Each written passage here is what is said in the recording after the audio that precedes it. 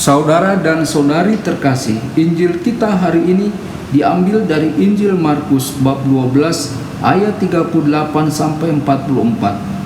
Pada suatu hari Yesus dalam pengajarannya berkata, "Hati-hatilah terhadap ahli-ahli Taurat yang suka berjalan-jalan memakai jubah panjang dan suka menerima penghormatan di pasar, yang suka duduk di tempat terdepan di rumah ibadat dan di tempat terhormat dalam perjamuan, yang menelan rumah janda-janda, sedang mereka mengelabui mata orang dengan doa yang panjang-panjang. Mereka ini pasti akan menerima hukuman yang lebih berat." Pada suatu kali Yesus duduk menghadapi peti persembahan dan memperhatikan bagaimana orang banyak memasukkan uang ke dalam peti itu. Banyak orang kaya memberi jumlah yang besar. Lalu datanglah seorang janda yang miskin, dan ia memasukkan 2 peser, yaitu 1 duit.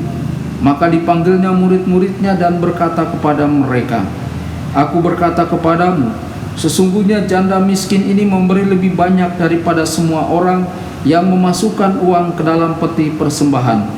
Sebab mereka semua memberi dari kelimpahannya, tetapi janda ini memberi dari kekurangannya semua yang ada padanya, yaitu seluruh nafkahnya."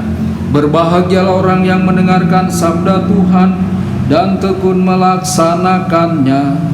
Sabdamu adalah jalan, kebenaran dan hidup kami.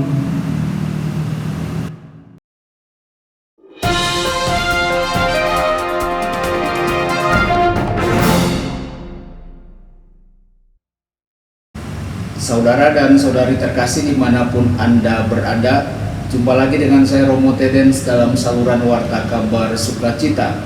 Semoga Anda semua tetap dalam keadaan sehat dan bahagia. Injil kita hari ini diambil dari Injil Markus bab 12 ayat 38 sampai 44. Saudara-saudari, dalam renungan hari ini kita mohon semoga kita melakukan semuanya yang baik hanya untuk kemuliaan Tuhan. Pisau bedah untuk kesombongan kita. Saudara-saudari, para ahli Taurat melakukan segalanya dengan benar di mata manusia. Yesus dapat melihat bahwa apa yang mereka lakukan semuanya hanyalah palsu. Jubah mereka agar mereka diperhatikan. Orang-orang harus memberi mereka penghormatan karena menjadi pria terhormat. Hari ini kesombongan yang sama masihlah populer. Apa yang kita kenakan, mobil yang kita kendarai, dan judul atau huruf yang mengikuti nama kita tampaknya memberi kita harga diri. Namun, orang-orang kaya ini tidak membawa apa-apa selain penghukuman atas diri mereka sendiri. Posisi kepemimpinan dan pembelajaran mereka memberikan tanggung jawab yang besar kepada mereka. Namun, jauh dari kebaikan besar yang bisa mereka lakukan untuk orang lain, mereka menggunakannya untuk memanfaatkan orang lain. Saudara dan saudari terkasih, menghilangkan egoisme diri kita. Untuk siapa kita hidup? Para ahli Taurat hidup untuk diri mereka sendiri. Jika mereka mengajar, pengajaran mereka hanyalah untuk mengesankan orang lain. Jika mereka memberi, tujuannya hanya untuk membangun reputasi mereka. Jika mereka berdoa, tujuannya juga hanya untuk membenarkan semua hal yang mereka curi dari orang miskin. Mereka bukanlah orang jahat. Mereka adalah orang baik, tetapi mereka diselimuti oleh cinta diri.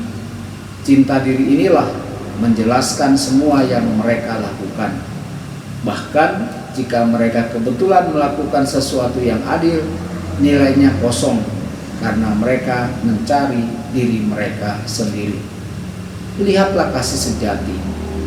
Saudara-saudari, dengan latar belakang pertunjukan yang begitu banyak dan parade kosong, Yesus melihat tindakan kebajikan yang cemerlang dari seorang janda miskin. Dia melihat apa yang tidak dilihat orang lain. Dia melihat seseorang hampir diabaikan oleh semua orang. Keaslian pemberiannya ada 2. Janda ini memberi dengan tenang tanpa berpikir untuk memenangkan pujian. Pemberiannya hanya untuk Tuhan. Dan apa yang dia berikan tampak kecil, tetapi kenyataannya dia memberikan dirinya dan semua yang dia miliki. Kasih murni dilakukan untuk Tuhan dan melibatkan pemberian seluruh diri kita. Saudara-saudari, semoga kita dibebaskan dari cinta diri yang berlebihan. Tuhan Yesus memberkati dan menyertai Anda semua. Sabda Allah adalah kebenaran. Sabda Allah adalah kehidupan. Mari kita mencintainya, mari kita menghayatinya. Ya Tuhan yang ku muliakan, sabdamu angkat resahku.